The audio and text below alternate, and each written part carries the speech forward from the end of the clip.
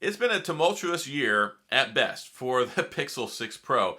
So this is kind of my 1 year follow-up, and there was a lot of great things that we got with this phone. We got the first Tensor chip, good, bad, or indifferent. Of course, we know that there's been problems with it. A lot of those largely were created by Android 12, and I think were associated or attributed to the Tensor chip. I don't think the Tensor chip actually caused that many problems. What it did cause problems for is Google trying to manage two different hardware platforms running different chips but the same operating system. And it was fundamentally built on the Snapdragon, and when they tried to change it for the Tensor, I think that created some problems for them. Actually, in fact, I know it did. It was very obvious that it did. And I think that's one of the reasons we got so many inconsistencies. You would have issues with Android 12, not really impacting the Pixel 4, not really impacting the Pixel 5, but greatly impacting the Pixel 6 and the 6 Pro. And there were some bad choices made along the way too, like putting an old Samsung modem in here.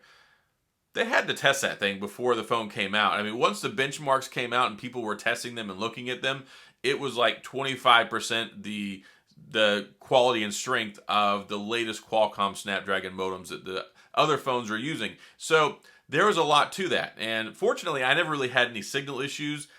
It worked fine for me in my area. And I think that's largely one of the things that you have to narrow down on and drill in and look is, okay, when we take this sample, what network is it on? What area is it on? What carrier is it on? That kind of stuff. Because there are a lot of different things that impact signal quality. Is it on 4G LTE? Is it on 5G? What band is it using? What band is in your area? You have to look at those things because I never had any signal issues, but then there are some people saying mine cuts out all the time. It doesn't get good signal quality. I'm losing phone calls. I'm not getting text messages. So that's one of those things where I think it might have been a more region or carrier specific issue than the phone as a whole. And that's something that we'll probably never find the answer to, but at the end of the day, I think that the phone created a lot of problems for itself. And clearly, it did have some issues. Of course, we had the Bluetooth issues, and we had the Android Auto issues, and then we had the signal issues. We had the carrier network dropping issues. We had the overheating issues. We had the cell phone standby time issues. We had the battery life issues. We had the fingerprint sensor issues. This phone had a lifetime share of problems for 2 or 3 phones all in one device. And I think the most frustrating component in this entire equation was that Google makes Android and Google makes the phone. So if Google makes the hardware and they make the software, why is it having so many problems? I mean, I think if it were a OnePlus, if it were a Samsung phone or whatever, yeah, they would shift some of that blame somewhere else and say, well, this is, Google makes Android or whatever. I don't know what the argument would be, but it's hard to imagine that it would be problematic. Like, you would think it would be the best experience, and it hasn't been. But largely for most people, I think it has been good. I think most people are pretty well satisfied with the phone. They're happy with it. They haven't experienced too many problems. And I really get tired of talking about this. I'm actually looking forward to the Pixel 7, clean slate, new phone, Tensor 2, different platform, all that great stuff, and hoping for a better result once that phone launches. Because there were a lot of things good here that got overlooked, because when you look at it in the media, you look at it in the reviews, you look at it in the tech news and all that circuit, it really just not get a favorable picture for this phone. And I don't disagree. Really, I don't. Because whenever you make something, it should be the best. It shouldn't have all these problems, and it should give a good quality experience for everyone. And I think very clearly there are quality assurance issues with the hardware and the production quality for some of the stuff that went in this phone.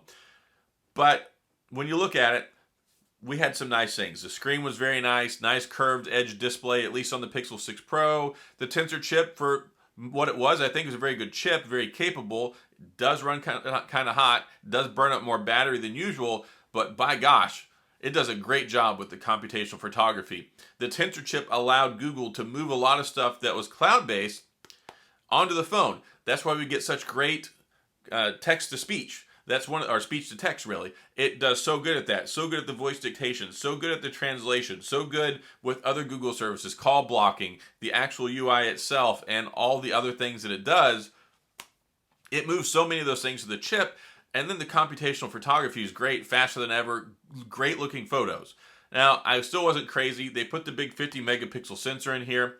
We got some narrowed depth of field issues for taking pictures up close. It would be blurry. It would be hard to get the entire object into focus. And that's like within probably 12 inches is where that problem is. I made a video about it, talked about it.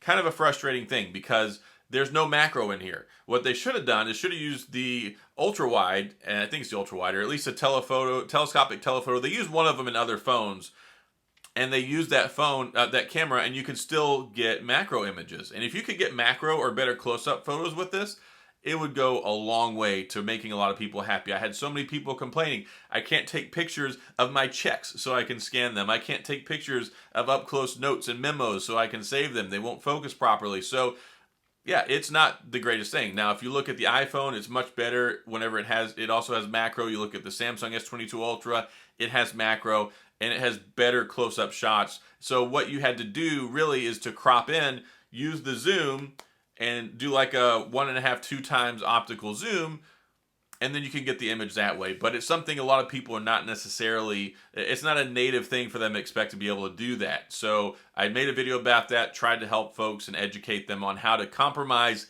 and still get that photo they need without having to use just the regular 1 times and get closer.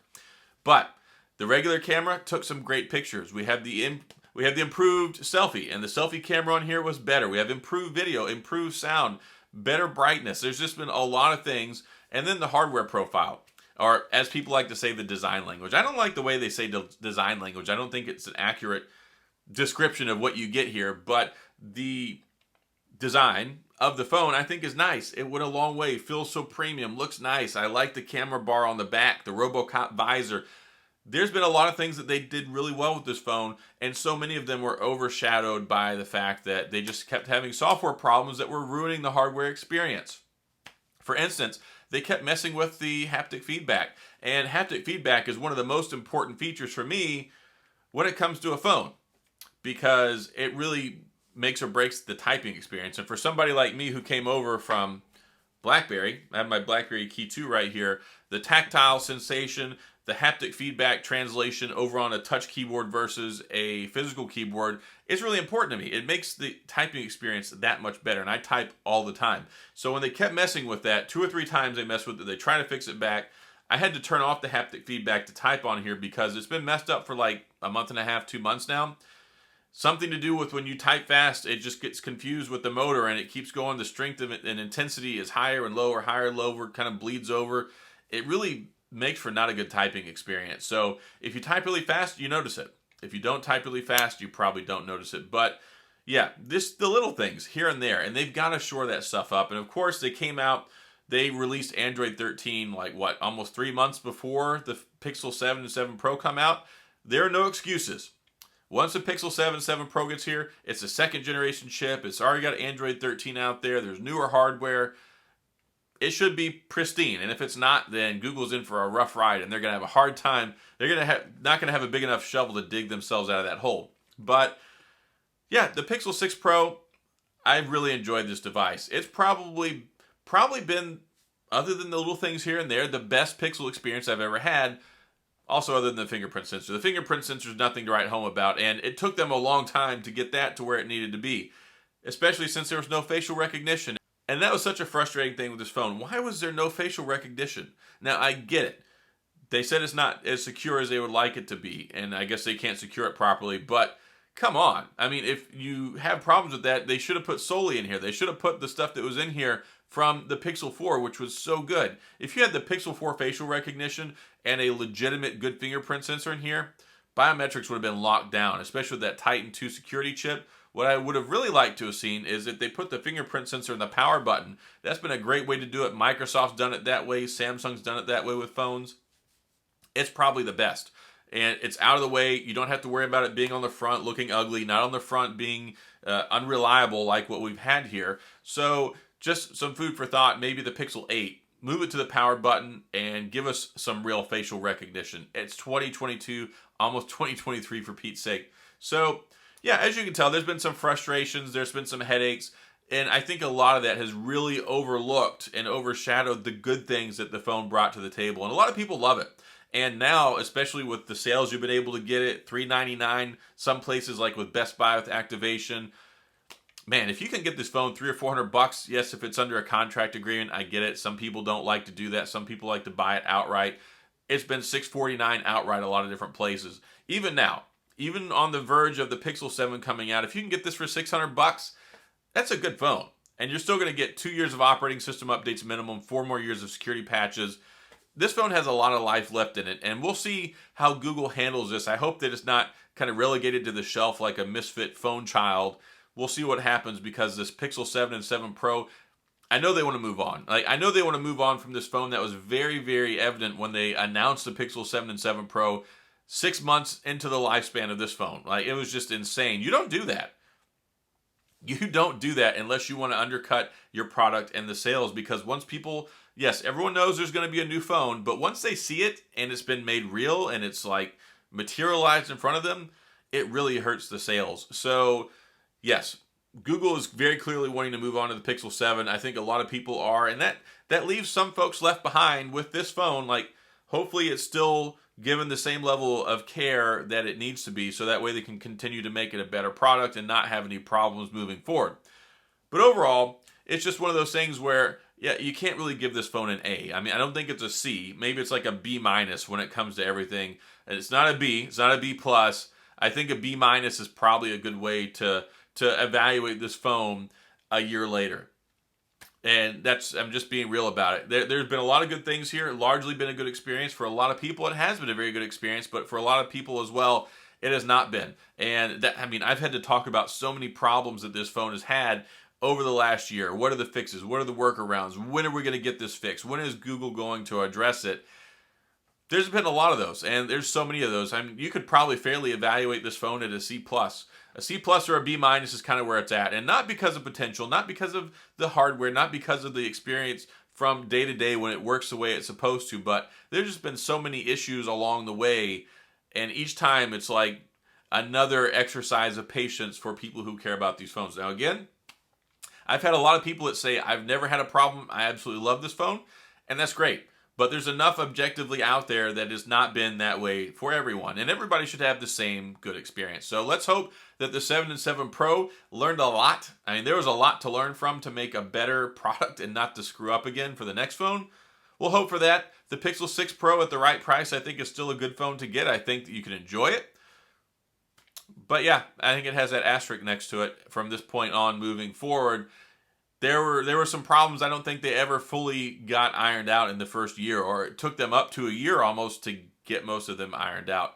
And like I said, now, by and large, it's been a good experience for me, for the most part. But there have been people that hasn't been. And I've gotten a lot of that. I understand so much empathy for those folks, because you pay a lot of money for something and you expect it to run and work the way it's supposed to, and it just hasn't always lived up to that expectation for many folks. So that's all I've got. What do you think?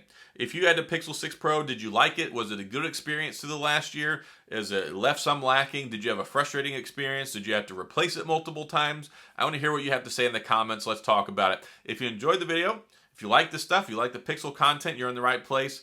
Be sure to hit that like and subscribe button and the little notification bell if you want updates when new videos come out. And as always, thanks for being here. I appreciate you watching, and I'll see you guys next time.